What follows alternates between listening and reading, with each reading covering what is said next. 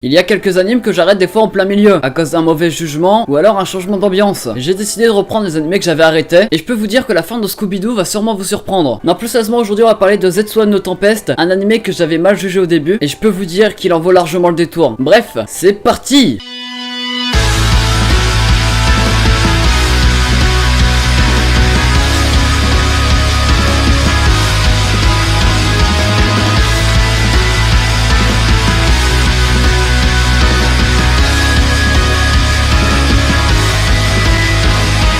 Hey, salut à tous ces gens, c'est Manga. Avant de parler de ce chef-d'œuvre qui est Zetsuwan no Tempest, j'aimerais juste te dire que tu peux lâcher un petit like, ça me ferait super plaisir. Et que si t'as des animés que tu veux que j'en parle, etc., et que tu trouves assez bien, n'hésitez pas à me le mettre en commentaire. J'en ferai peut-être une vidéo si je le surkiffe. Tiens, d'ailleurs, faudrait peut-être que je fasse une vidéo sur moi parce que je me surkiffe en fait. Bon, de quoi ça parle? Ça nous parle de Yashino, qui est le personnage principal. Il a un meilleur ami du nom de Mahiro. Cette personne a disparu pour chercher le meurtrier de sa sœur du nom de Aika, qui est morte un an plus tôt. Mais bien sûr, il va réapparaître pour sauver Yashino qui se fait attaquer par une personne du nom de Yamamoto. Elle a un peu un nom bizarre. Mais bref, c'est alors que Mahiro va expliquer à son meilleur ami que c'est avec l'aide d'une princesse du nom de Akaze qui va réussir à venger sa sœur, mais ils vont devoir faire face au clan Kusarib, qui est le clan de Akaze au passage. C'est un clan de mages qui vénère l'arbre des origines et qui veut ressusciter l'arbre de la destruction. Attendez. Me dites pas que là vous avez compris l'histoire. Non, parce qu'on va pas se le cacher que cette histoire est un peu incompréhensible comme ça. Mais ne t'inquiète pas, dans la vidéo tu vas comprendre. Avant de revenir à l'histoire, je vais quand même parler du début. Je vais parler de l'opening qui est quand même un détail plutôt important dans les animés. Non, bien sûr je déconne, même s'il y en a qui sortent du lot, on va pas se le cacher que la plupart du temps on essaye de les passer s'ils sont pas oufissimes, et c'est ce que j'ai fait sur celui-là de Zetsuwan no Tempest. En tout cas pour l'opening 1 qui pour moi était assez vide. Mis à part ça, l'opening 2 il est passable, mais j'irai pas jusqu'à dire que vous devez le télécharger. De toute façon c'est chacun ses goûts, et comme dit une expression très connue, toi ma belle andalouse, aussi belle que jalouse. Ouais, je sais, ça a pas de rapport, mais bon, je pensais que ça serait stylé. Bon, on va pouvoir s'attaquer un peu à l'histoire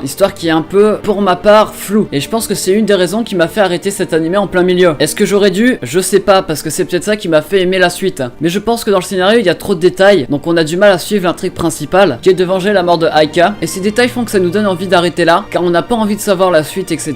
Mais, ouais, parce qu'il y a quand même un mais, si je vous en parle c'est qu'il y a quand même une raison. Je vais pas vous présenter un animé que j'ai pas aimé. Je pense que le fait d'avoir fait une pause sur cet animé m'a fait oublier certains détails qui pouvaient m'empêcher d'aimer la suite. J'ai juste eu des mauvais a priori par rapport à ça, parce que j'ai tout regardé d'un coup et donc j'ai voulu arrêter. C'est en regardant l'animé différemment que j'ai su comprendre toute la poésie qu'il y avait derrière cet animé, toutes ces citations d'Hamlet, cette ambiance qui est ma foi plutôt prenante, mais aussi surtout les OST qui pourraient nous faire penser que cet anime est bien sûr une grande poésie qui va nous pousser à regarder ça jusqu'à la fin. Lâche un like si c'était poétique. Non, parce que ça fait quand même 8 heures que je suis sur cette phrase, et je peux vous dire qu'avec mon français j'ai eu du mal. Le chara-design des personnages, le paysage, etc., et tout ce qui touche à l'animation, je les ai trouvés extrêmement stylés. Faut pas oublier le détail que cet animé est sorti quand même en 2012, et qui dit 2012 dit bah rien. Bah tu t'attendais à un truc, hein. Non, plus sérieusement, pour un animé de 2012, je pense pas du tout que l'animation va vous poser problème. Les combats sont assez dynamiques, on est à fond jusqu'au bout à chaque combat. C'est pas des combats genre tu combats pour combattre, il y a aussi de la stratégie derrière, car c'est un peu la personnalité du personnage principal. Quelqu'un de sympa qui veut faire de mal à personne, mais qui pourtant est obligé de se battre. Il est tout l'inverse de son meilleur ami, qui lui est une personne qui veut se battre, un peu en mode Dark Sasuke, et qui irait jusqu'à tuer le meurtrier de sa sœur. Si je devais le comparer à un personnage, je dirais Ketchum dans My Hero Academia. Dans la première partie, les personnages principaux vont se battre avec des talismans. Ces talismans renferment de la magie, et ils peuvent l'utiliser grâce à ça. Le fait que la princesse est bloquée sur une île qui lui donne des ordres, etc.,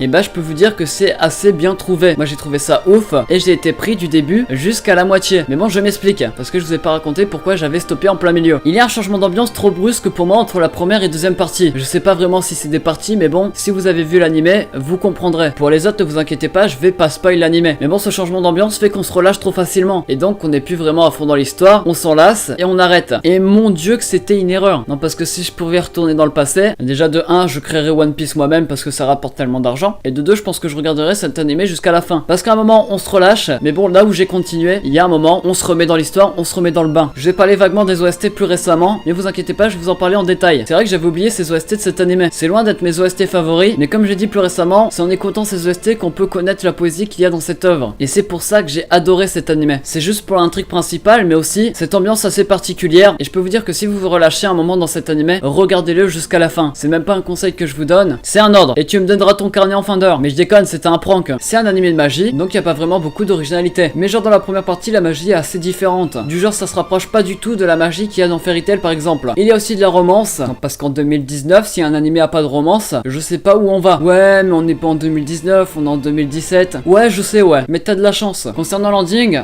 je l'ai trouvé plutôt pas mal, contrairement à l'opening, qui est son total opposé. Il est plutôt simple et chill, chill qui veut dire calme pour les intimes, mais c'est le genre de fin qui nous redonne le sourire quand il y a un truc qui se passe dans l'animé ou quand t'as eu une mauvaise note à ton contrôle de maths. Donc vous pouvez aller l'écouter. C'est un action, aventure, mystère, romance qui a pour thème la magie et la vengeance. Pour en conclure, je pense que c'est un animé très poétique que vous devez regarder. Malheureusement, il y a trop d'intrigues en même temps, du coup on s'y perd assez facilement. Bref, regardez Zetsuwan no Tempest. C'est un animé qui en vaut le détour. Si je le présente, c'est parce que j'ai eu un énorme mauvais jugement dessus et que maintenant que j'ai eu l'occasion de le voir en entier, et ben il rentre facilement dans mon top anime que j'ai aimé. Bref, c'était Rush Manga, on se retrouve la semaine prochaine pour une toute nouvelle vidéo. N'oublie pas le like qui fait toujours plaisir, parce qu'à ce qui paraît c'est gratuit et en plus ça fait plaisir. Bref, c'était Rush Manga, allez, tomate. Ouais Francis, ça c'est une bonne fin non? Ouais, je suis sûr les gens ils vont rigoler quand je vais dire tomate. Oh c'est un faux sûr. Bref, ciao bye bye.